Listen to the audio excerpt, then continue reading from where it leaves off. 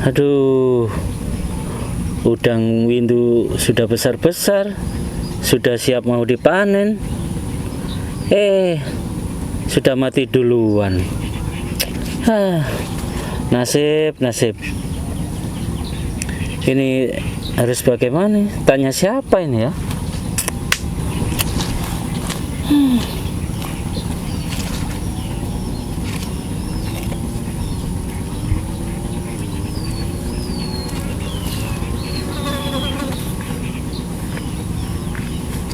Hei, ngelamun naik. Iya. Ada apa Mas B?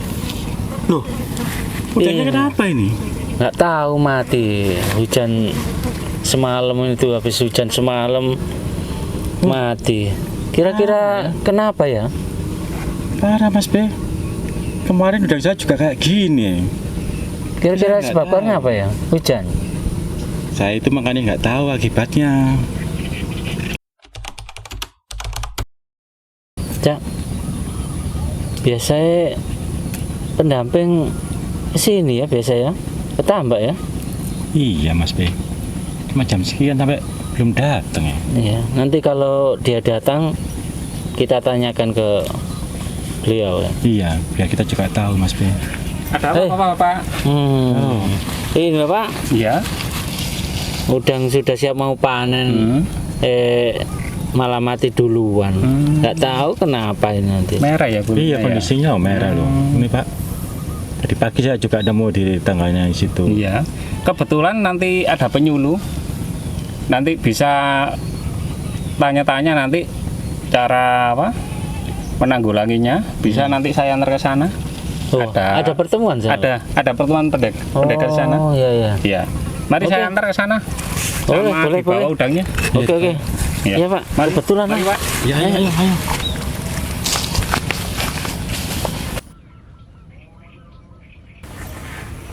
Pak, ini ada petani yang udangnya mati. Oh, mati kenapa? Tadi malam soalnya hujan Pak, habis hujan. Terus tadi saya nemukan 2 ekor ini kayak gitu. Duduk dulu aja. Nanti kita Oke, Pak. diskusi sama-sama. Ya. Oke, terima kasih.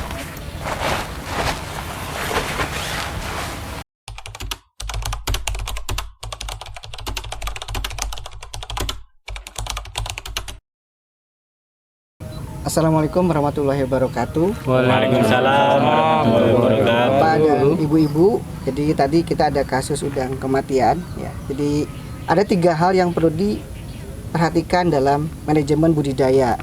Yang pertama manajemen kesehatan. Manajemen kesehatan terdiri dari bagaimana persiapan lahan tambak itu, tebar benih, membeli benih yang bagus, bagaimana memonitoring tambak selama budidaya, dan bagaimana Anda menentukan panen. Yang kedua, Bapak-bapak dan Ibu harus mencatat apa yang Anda kerjakan, dicatat, apa yang akan dikerjakan dicatat juga. Sehingga itu akan menjadi evaluasi Bapak dan Ibu dalam selama budidaya. Kalau pas berhasil, nanti bagaimana kan? Dilihat pada posisi apa, pada cuaca bagaimana, pada parameter bagaimana. Pada saat gagal juga begitu. Yang ketiga kita saat ini harus beradaptasi terhadap iklim. Bapak dan Ibu bagaimana mencari proyeksi dan perakiraan iklim adalah melihat pada web BMKG yang ada di bawah ini. Jadi Anda lihat di sini, Anda klik tiap 3 bulan. Dari situ kita akan menentukan bagaimana jadwal budidaya yang Anda akan kerjakan.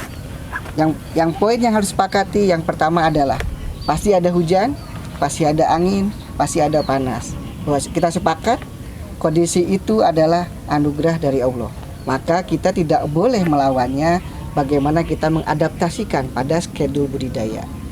Dari hasil perakiraan cuaca itu, perakiraan iklim itu, Anda membuat bagaimana perencanaan schedule budidaya yang akan dijalankan dalam manajemen budidaya Anda. Sehingga kita membuat ini contoh ilustrasi pada tahun ini bagaimana schedule budidaya yang tepat. Jadi udang yang mati pada skala apa itu dipengaruhi oleh cuaca yang ada di sekitar Anda, termasuk lingkungan tambak. Maka kita harus penyesuaian. Contoh kita ilustrasi saat ini adalah kita ada Januari sampai dengan Desember.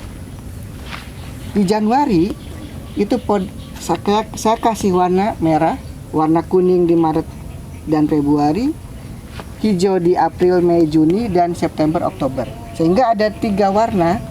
Yang pertama adalah yang perlu hati-hati adalah warna merah. Ya, itu bahaya untuk pada saat budidaya yang perlu ekstra. Yang kedua warna kuning. Ada potensi kegagalan di warna kuning ini. Sedangkan yang hijau adalah posisi budidaya yang sangat bagus. Itulah schedule yang bagus pada saat ada pemeliharaan udang. Contoh misalkan di Januari. Di Januari permasalahan cuaca adalah puncak hujan tinggi, angin barat, dan suhu dingin. Biasanya udang pada saat cuaca seperti ini akan terjadi suhunya dingin, nafsu makan menjadi rendah, oksigen menurun, fluktuasi pH dan air, salinitas juga menurun, sehingga udang menjadi stres. Ketika udang stres, maka dia akan cenderung mudah terkena penyakit. Jadi dia akan diam, tidak mau cari makan, terutama udang-udang di atas 2 bulan. Jadi pada schedule ini, budidaya Anda di Januari itu udang harus siap panen atau umurnya tidak lebih dari 1,5 bulan. Karena kenapa? Pada saat cuaca yang ekstrim ini seperti Januari dan Desember, udang kecil biasanya kalau udang musim dingin itu biasanya udang cenderung diam, tidak mau bergerak. Kenapa udang yang masih kecil bertahan? Karena udang masih kecil itu makannya adalah plankton. Ya, makannya plankton sehingga dia gak gerak pun di air dia sudah berenang. Plankton itu dia datang sendiri ke mana, ke udangnya itu sendiri. Sedangkan udang besar dia tidak cukup plankton saja, dia akan mencari biota lainnya seperti cacing, seperti pronema atau jasaranik lainnya, sehingga dia butuh bergerak. Sementara pada kondisi ini udang cenderung pasif dan diam. Maka dari situ, ketika bulan warna merah dan di sini seperti Januari dan Desember, maka di kita kalau misalkan sudah ada budidaya di sini, kita harus selalu sedia dolomit.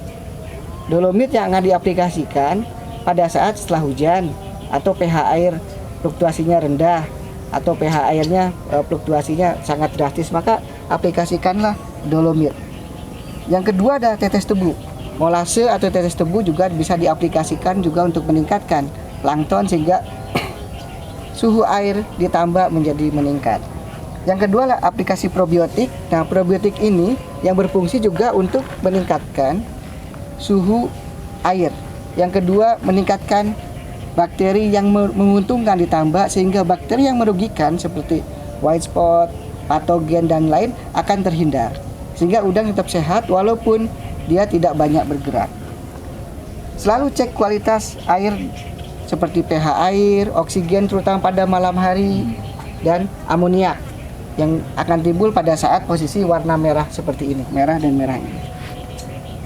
Yang terakhir adalah kita harus siapkan pompa karena pada malam hari oksigen akan menurun drastis.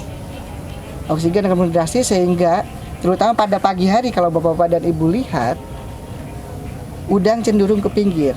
Itu cenderung udang itu menjelang mati. Karena apa? Oksigennya rendah. Karena udang mati belum tentu kena virus, bisa saja itu karena oksigennya rendah. Sehingga apa solusinya?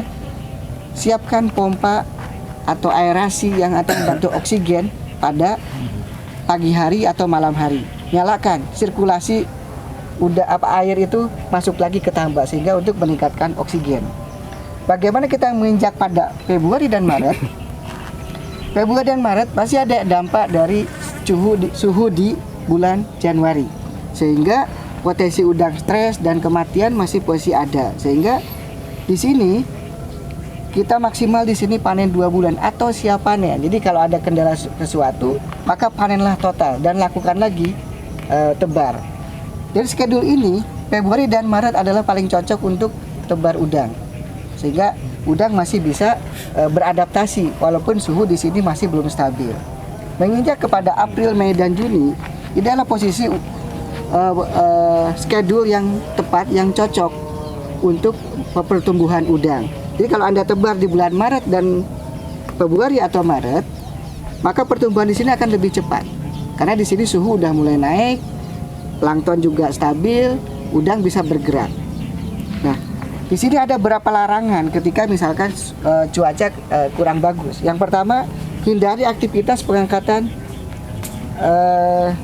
tanah sehingga akan menimbulkan amoniak. Yang kedua, udang tidak dipertahankan sampai besar. Jadi kalau Anda misalkan udang itu pada bulan-bulan kritis, udang itu misalkan sudah siap panen, maka panenlah. Jangan ditunggu besar dulu sehingga meminimalkan resiko kegagalan. Ini namanya adaptasi terhadap iklim. Jadi kita nggak melawan kehendak Allah, takdir Allah, tapi kita berusaha. Nah di sini kita namanya ikhtiar untuk supaya budidaya juga berhasil. Selanjutnya di bulan Juli itu ada potensi angin timur datang. Walaupun sebentar, angin timur akan berpengaruh terhadap sukses dan tidaknya Anda berbudidaya. Sehingga potensi ini sebaiknya juga di sini udang siap panen. Dan petunjuk di sini seperti penggunaan dolomit, pengukuran kualitas air, aplikasi probiotik itu dimaksimalkan karena posisi ini adalah posisi sangat rawan. Di September itu cukup bagus, tapi di sini itu menjelang musim kemarau. Dan di Desember, Oktober biasanya musim kemarau.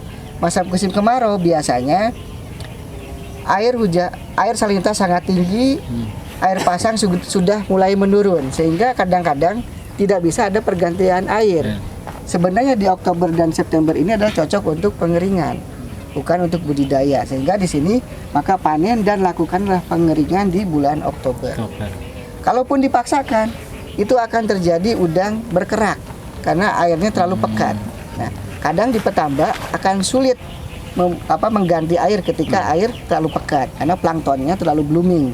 Sehingga yang harus dilakukan di sini apabila udang masih budidaya, masih cukup umurnya masih 2 bulan, apalagi pekat, lakukan pengoplosan air minimal 10% secara bertahap sehingga air pekat itu akan menjadi turun dan normal kembali. Dan kalau misalkan tidak bisa dipertahankan, maka kalau udangnya siap panen bisa dijual, itu sebaiknya panen saja. Lakukan pengeringan supaya menghadapi Desember di sini. Setelah pengeringan di Oktober atau September ini, itu cocok juga untuk memulai tebar benih. Sehingga di Desember Anda sebaiknya panen total. Jadi Desember ini Anda harus panen total karena apa? Menghadapi cuaca ekstrim yang ada di Januari. Di Januari akan terjadi curah hujan tinggi, angin barat, fluktuasi pH otomatis, pasang air juga tinggi, sehingga kita harus meminimalkan risiko. Jadi risiko ini di Desember kita panen total. Kalau misalkan ada udang masih 1,5 bulan belum bisa dipanen atau 1 bulan, maka pertahankan sampai Januari saja. Itu pun kembali kepada bagaimana rekomendasi SOP yang harus diikuti, termasuk larangan apa yang harus diikuti. Jadi itu kita bagaimana mengadaptasikan terhadap perubahan iklim.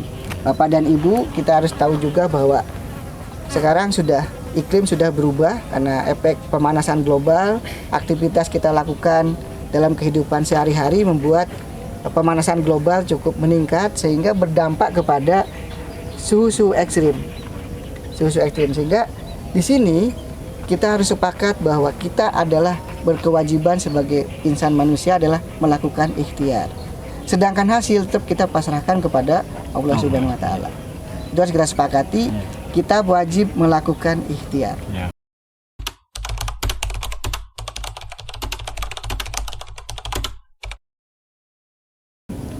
Oke, dari penjelasan tadi saya, apakah ada yang ditanyakan? Iya Pak, saya tanya Pak. Ya. Ini tadi saya nemukan udang saya mati Pak, karena sudah siap mau panen. Soalnya tadi malam curah hujannya tinggi Pak. Terus paginya saya temukan ini ada 2-3 ekor tadi ada yang mati di pinggir Pak. Itu kira-kira sebabnya karena apa ya Pak? Oke, itu tebarnya bulan apa? Itu kurang lebih bulan November Pak. November, oke. Iya Pak. Jadi mungkin seperti yang tadi saya jelaskan, di bulan November sebenarnya mungkin di akhir kan ya, jadinya itu terlalu lambat, harusnya mungkin di awal sehingga menjelang sekarang Januari itu sudah siap panen. Oke, kalau misalkan udangnya sudah siapnya bisa masuk, sebaiknya Anda panen dan memulai untuk siklus baru lagi. Adakan pengeringan, gunakan kapur untuk persiapan lahan, dan juga pilih benur yang bagus. Nah sekarang di Januari ini karena cuaca ekstrim, udangnya masih mati. Kalau Anda masih pertahankan, maka Anda harus rekomendasinya siapkan dolomit setiap habis hujan, aplikasikan dolomit, kemudian probiotik aplikasikan dengan fermentasi dedak supaya lebih maksimal. Selanjutnya siapkan juga untuk membantu oksigen. Jadi Bapak kalau mau pertahankan di ini, biaya akan cukup banyak. Bapak harus setiap hari, dengan umur udang Bapak sudah lebih dari 1,5 bulan. Jadi Bapak harus minta pompa. Jadi pompa air disirkulasi atau menggunakan venturi atau menggunakan aerasi setiap mulai jam 11 malam sampai jam 6 atau matahari sudah terbit. Karena kalau matahari sudah terbit, otomatis fotosintesis akan jalan dan oksigen akan mulai meningkat kembali. Jadi kalau Bapak mempertahankan, Bapak siapkan sekarang dolomit dan juga probiotik, termasuk juga pompa untuk sirkulasi air akan supaya meningkatnya oksigen. Kalau Bapak siap panen, sebaiknya saran saya kalau siap udangnya panen saja, panen total, sehingga Bapak akan mulai awal lagi, mulai pengeringan sehingga putus potensi penyakit. Karena tadi sebenarnya kematian belum tentu penyakit, Pak. Iya, Pak. Bisa jadi karena oksigen menurun yang disebabkan faktor dari cuaca pada saat tersebut. Gitu. Oke. Iya, Pak. Terima kasih, Pak, atas penjelasannya, Pak. Ya. Mantap. Sama-sama. Mungkin itu dari saya, sehingga setiap Anda melakukan rencana kerja dalam skema budidaya, lihat proyeksi dari iklim. Saya ulangnya, proyeksi iklim. Januari bagaimana, Februari bagaimana, Maret bagaimana, April bagaimana. Lihat proyeksi setahun. Dan juga lihat proyeksi bulanan atau per 3 bulan. Anda cukup membuka web BMKG di sesuai wilayahnya masing-masing. Jadi sekarang data sudah lengkap dan Anda menganalisa dan konsultasikan kepada pendamping dan para pakar yang Anda biasanya berkomunikasi. Mungkin itu, semoga adaptasi ini bisa bermanfaat dan kita harus berusaha dan berikhtiar kembali ya, bagaimana supaya kita meminimalkan kegagalan dalam melakukan aktivitas budidaya, sehingga budidaya kita secara berkelanjutan kita dapat beraktivitas dan melanjutkan sampai dengan generasi kita selanjutnya. Mungkin itu aja. Terima kasih dari saya. Assalamualaikum warahmatullahi wabarakatuh. Waalaikumsalam warahmatullahi wabarakatuh.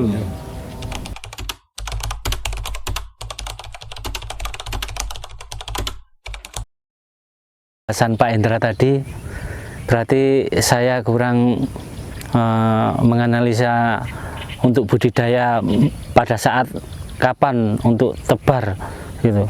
Makanya tadi saya saring-saring penjelasan Pak Hendra itu masuk juga. Karena kemarin masih hujan, curah hujan tinggi, terus gitu udang saya mati. Mungkin berarti karena faktor cuaca juga udang saya mati tadi. Jadi mungkin kita lebih baik untuk siklus depannya lebih hati-hati. Iya, betul. Di sarannya dari Pak Hendra tadi kita pakai. Oke. Coba saya nanti ya. Saya terapkan, coba nanti siklus nanti depannya saya akan lebih intens lagi. Kita ikhtiar lah.